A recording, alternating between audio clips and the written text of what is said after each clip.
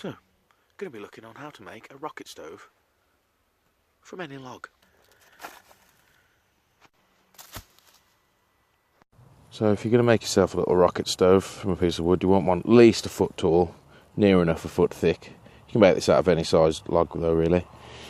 Then, first of all, you want to do a bit of a plunge cut straight through the top. You want to plunge, plunge, and then switch the blade around, plunge, plunge again, cut yourself a little square out the bottom. And then you want to do another plunge cut near the bottom third, same deal, cut a square hole, plunge through, but only go halfway with this one. And hopefully you line up that plunge cut with the plunge cut at the top, like I will attempt to do now.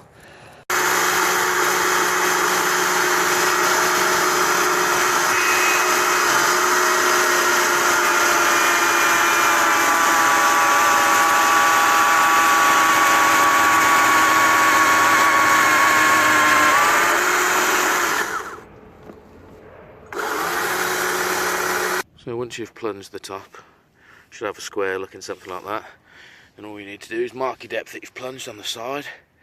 And the same thing, plunge another square through there, line it up with that. And then if you line it all correctly, this should fall straight out. Right, got the holes plunged.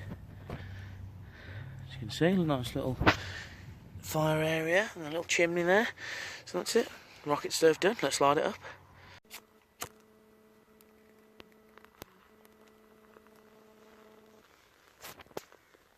Fire!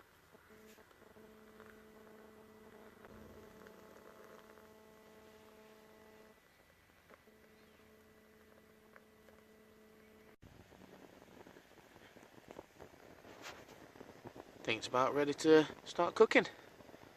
Now all the sides of the log have caught, let's get the pan on.